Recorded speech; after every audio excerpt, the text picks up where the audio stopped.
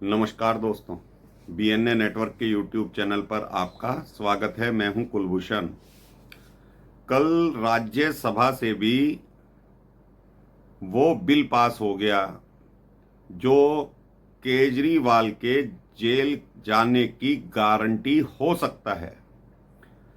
ऐसा हम इसलिए कह रहे हैं कि जिस वजह से केजरीवाल चाहता था कि उसके पास ट्रांसफर पोस्टिंग के अधिकार रहें, वो अध्यादेश लाकर सेंट्रल गवर्नमेंट ने रोक लगा दी थी और लोकसभा से ये विधेयक पहले ही पास हो गया था और कल राज्यसभा से भी इसके पास होने की जैसे ही सूचना आई तो केजरीवाल भी राज्यसभा की कार्यवाही देख रहा था और कार्यवाही के बाद जैसे ही ये बिल पास होता है, केजरीवाल दनाता हुआ प्रेस कॉन्फ्रेंस करता है। पत्रकारों को तो बुलाता नहीं, हाँ, लेकिन टीवी चैनलों पर इसके बयान दिखाए जा रहे थे। एक तरह से ये प्रेस कॉन्फ्रेंस कर रहा था और ये बता रहा था कि किस तरह से संविधान की धज्जियां संसद ने उड़ा दी हैं। केजरीवाल के काम से घबराकर मोदी शाह की जोड़ी ने ये कानून बनाया है और बार बार इस चीज को दोहरा रहा था कि दिल्ली की जनता अब मोदी को माफ नहीं करेगी। तो ये घबराहट केजरीवाल साहब की दर्शा रही है कि केजरीवाल अब इतने गुनाहों में जेल जाएगा, इतना आज तक कोई नेता जेल में नहीं गया होगा। क्योंकि हम पहले से ही इस चीज को कह रहे हैं कि दिल्ली सरकार के हर विभाग में घोटाला है और हद तो जब हो गई जब विजिलेंस विभाग की फाइलें रात्रि के 3 बजे चुराई जा रही थी, जब सुप्रीम कोर्ट ने केजरीवाल को ट्रांसफर पोस्टिंग के अधिकार दे दिए थे। सिर्फ मसला ये ट्रांसफर पोस्टिंग का नहीं है, ये उस अधिकार की भी लड़ाई है और उस अधिकार का नाजायज फायदा केजरीवाल उठाना चाहता था कि अपने गुनाहों की फाइलें दबा सके, मिटा सके।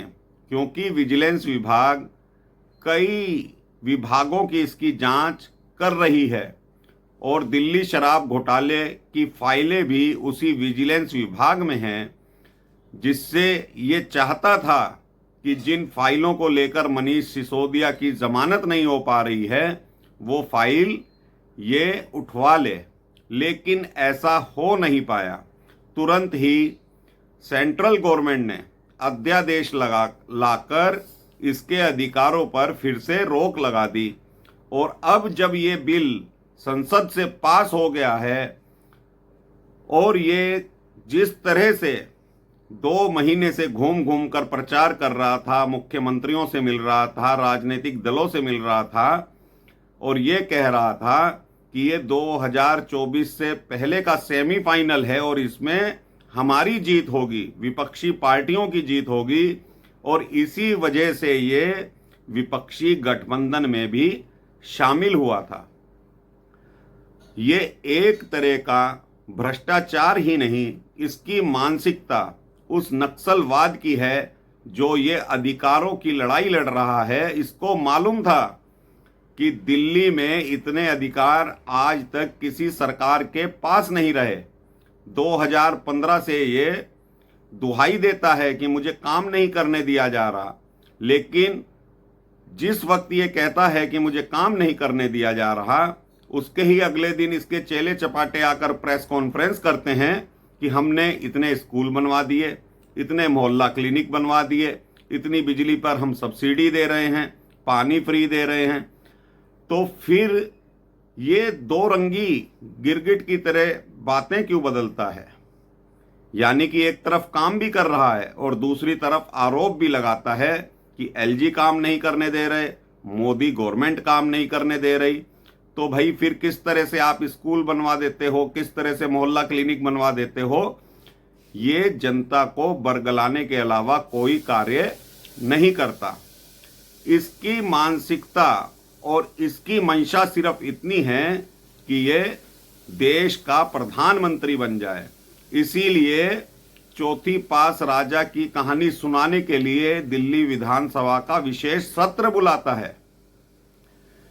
कितने विभाग दिल्ली में हैं, कभी आतिशी मारलेना को फालतू दे देता है, कभी सौरभ भारद्वाज को फालतू विभाग दे देता है।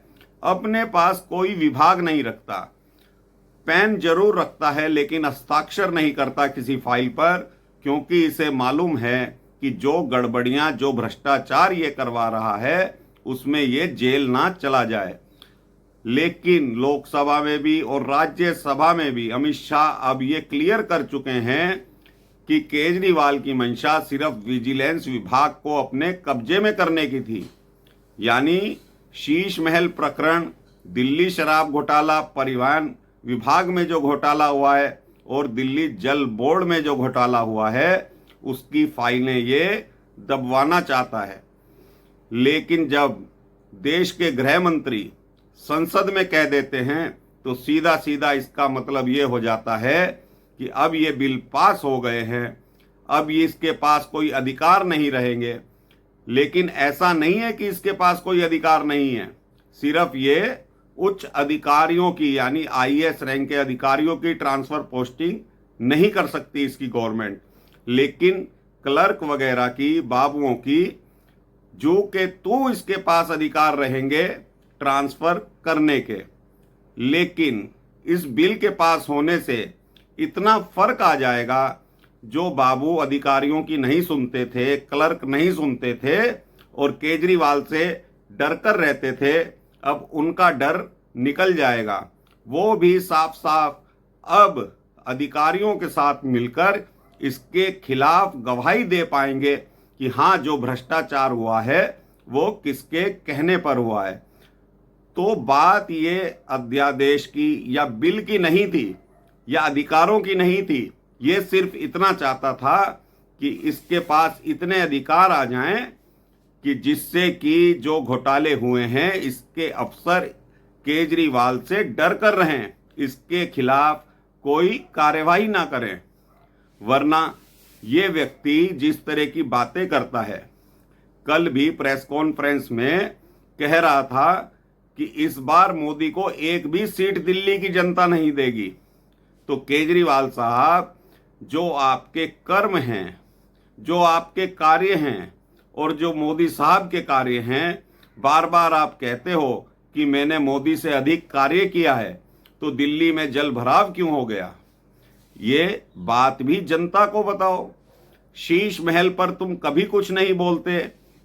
जब दिल्ली शराब घोटाले में ईडी और सीबीआई ने मनीष सिसोदिया की जब चार्जशीट दाखिल हुई, उसमें बताया कि कितने फोन मनीष सिसोदिया ने इस्तेमाल किए हैं, लेकिन इनके नेता प्रेस कॉन्फ्रेंस करके कहते हैं इस IMEI के नंबर के फोन तो चल रहे हैं, लेकिन अदालत में प्रूफ नहीं देते।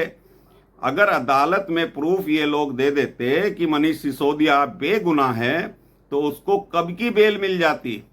ये लोग, चाहे सत्येंद्र जैन हो या मनीष सिसोदिया हो, ये सिर्फ स्वास्थ्य लाभ के लिए अपनी जमानत मांग रहे हैं। घोटालों में इनको जमानत नहीं मिलने वाली है। लेकिन जैसे ही कल ये बिल पास हो गया तो केजरीवाल का चेहरा आप लोगों ने भी देखा होगा, किस तरह से टीवी पर आकर बोल रहा था। तो इसके गुनाह अब माफ होने वाले नहीं हैं। और अमित शाह के बारे में पूरी देश की जनता जानती है कि शाह अगर कोई कड़ा फैसला ले लेंगे तो वो पीछे नहीं हटते। तो इसी वजह से शाह ने सीधे सीधे संसद में कहा है कि केजरीवाल अपने भ्रष्टाचार को छुपाना चाहता है और ये लड़ाई किसी तरह की नहीं है, मसला किसी अधिकार का नहीं है। आज अगर सेंट्रल गवर्नमेंट इससे समझौता कर ले तो मोदी को ये भगवान की तरह पूजने लग जाएगा। ये इतना बड़ा नटवरलाल गिरगिट की तरह रंग बदलने वाला व्यक्ति है। ये व्यक्ति कभी भी सिर्फ अपने बारे में सोचता है, किसी दूसरे के बारे में नहीं सोचता। कल राघव चड्ढा को भी इसने फंसा दिया।